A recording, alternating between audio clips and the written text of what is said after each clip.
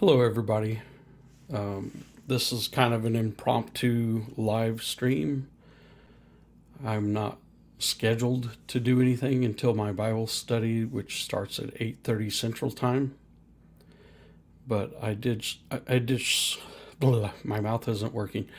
I just wanted to share an article that my mom had written about what love is, because I thought it would be helpful and a blessing to all of you to hear what she had to say about it. And keep in mind, this was written in about 2006, I believe. And she had been married almost 60 years at that point. I think it was about 57 years at that point. And she died in 2010 from ovarian cancer, but had spent 61 years with my dad. So I think she learned a lot about what love is. And I think it would be beneficial for everyone to be able to hear what she wrote. And she was a very elegant writer, too. So I do hope that this might be of interest to you. And so here we go. Her article was titled, "What is Love?" by Joanne Norman. Yes, I was named after my mother. That's why my name is not Joseph. It's actually legally Joe, because I was named after my mother. So here's what she wrote. I have been thinking of the fact that I never seem to be able to put into words the way love changes through the years. It doesn't diminish for those who truly know real love. The love that I'm talking about is the love between a man and woman who have lived their lives together, and their love has grown through the years. When I was young, I remember thinking, how could you ever say that you can love someone forever? I was sure that the odds of that ever happening were next to impossible. Then that right one came along. It seemed so easy to make all the promises for the future. Now that I'm older and have lived a long life of love long enough, I understand that life changes, that it brings surprises that we weren't prepared for, and good things we didn't know how to appreciate. All these things have helped me to understand that love, real love, is that one love that can change and can last a lifetime or forever. As we grow closer to the day that one of us may part from this world and leave us to face life alone, my thoughts turn to what we have together, and what might be missing from our lives when this happens. The union of two lovers is at stake. The battle takes place many times in a hospital room and unfamiliar places such as a nursing home. When one nears that time of parting, what goes on in the mind of the other? I believe it's the fact that part of us will be missing. She cooks and he sets the table. She puts most of the trash in the containers and he takes it to the dumpster. He notices the toilet paper is about to run out and places a new roll within reach. He turns down the bed. She makes it up. He puts the coffee on and she fixes breakfast. She sorts the medicine and he gets some water to make it go down easily. Somewhere along the way, they give up their independence, to lovingly be one in all that they do every day of their lives. I imagine it was a slow surrender. In most marriages, couples either wear each other out or break each other in. It happens by degrees. You must give to gain. Intimacy and love require dependency, which requires a vulnerability. It's a package deal, and the deeper the love, the greater the risk. When a marriage has endured, all can see how this is both scary and beautiful. When one is in crisis, the other is brought to the brink of his fear and catches a glimpse of how much one needs the other. The terror one feels at this time is beyond description. You see, they're bound together in such a way that when one zigs, the other zags. When we're young, we think we know what love is, but we don't. We naively compare it to adolescent love with its erratic pitches of hope and headiness and heartbreak. We confuse intensity with genuineness. Genuineness takes time. Mature love picks up where romantic love leaves off. And while different, it's also in many ways better. Yes, the sun sets, taking its flames, but the moon, more magical, rises. Romantic love delights in novelty, while mature love revels in consistency.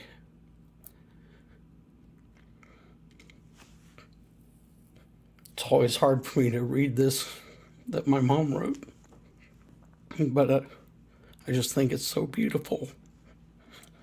She continued, mature love is the payoff for investing in romantic love and for doing the work of mature love. The giving to gain. We may no longer be beautiful though we were in our day, but we are clearly beautiful to each other. This love takes us till death do we part. I just think that was such a beautiful article that my mother wrote. Sorry, I need a tissue. I just felt I had to share this article. My mom wrote this in 2007 or 2006, and it was for a article for women in my dad's church bulletin that he produced every week. She wrote something to women all the time, but this one was, to me, her best article.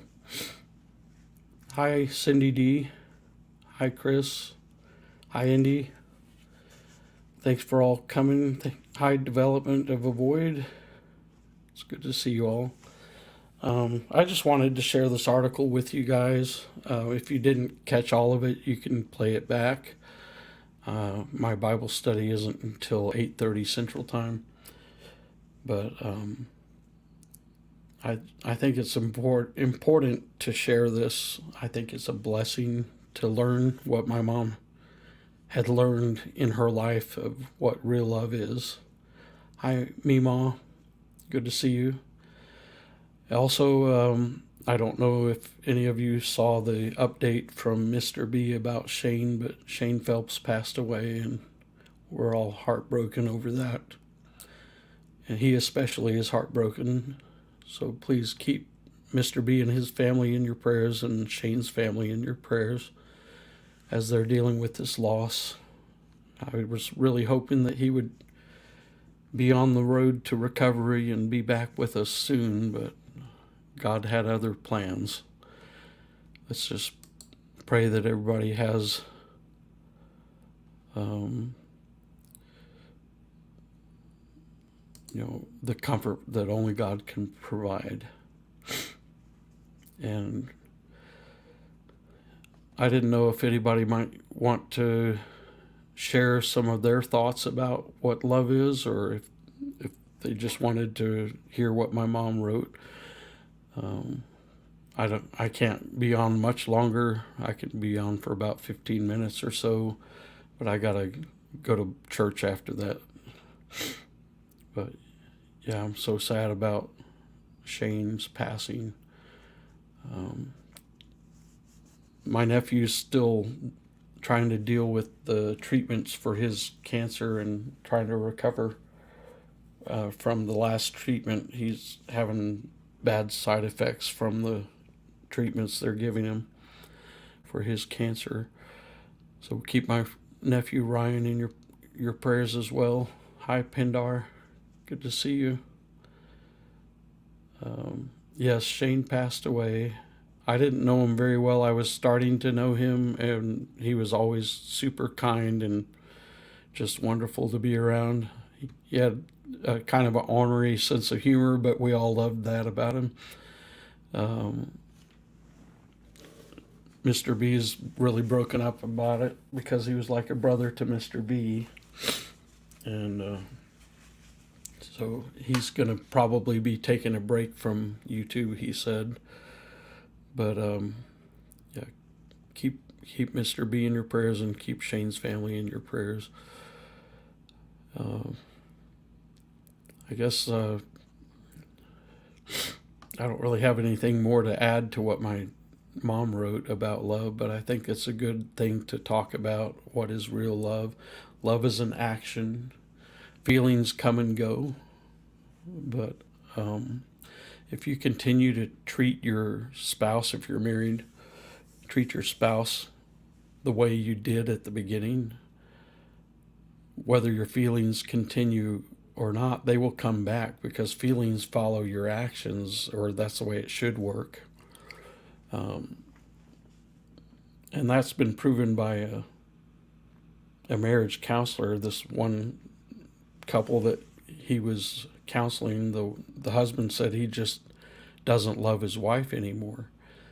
And he asked the guy, what sorts of things did you do for your wife before, when you loved her? And he gave a list of things that he did for her when he loved her.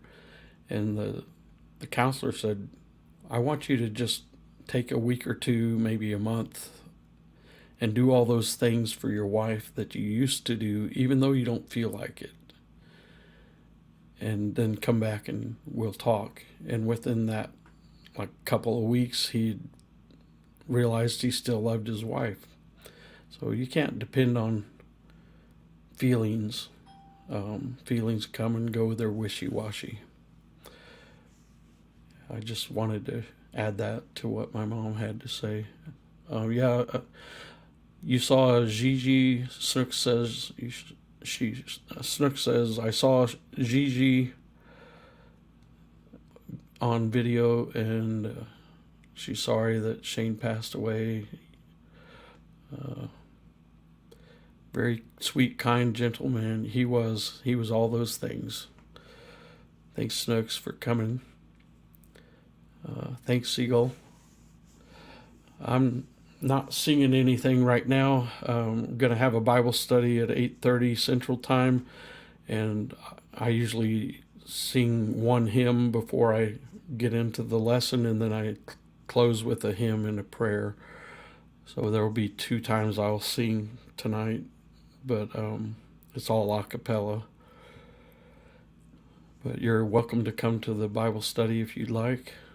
It's good to see all of you, and thanks for supporting me and supporting Mr. B, and just show some love to Mr. B right now as he's really heartbroken over this. And I just wish you all the best. I just wanted to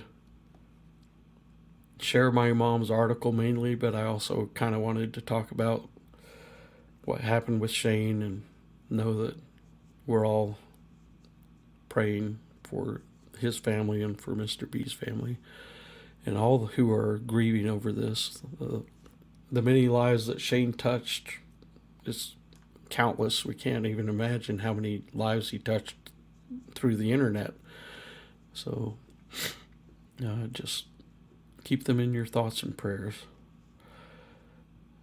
And send good vibes. And yeah, thanks for prayers for my nephew as well, as he's struggling with his cancer. And I found out that my Aunt Evelyn's funeral isn't going to be until early November. I'm not sure why they're waiting so long. But a large portion of my family was definitely affected by that. She was like a second mom to me. So thank you for the thoughts and prayers on that loss as well. But wish you all the best and hope to talk soon. Take care.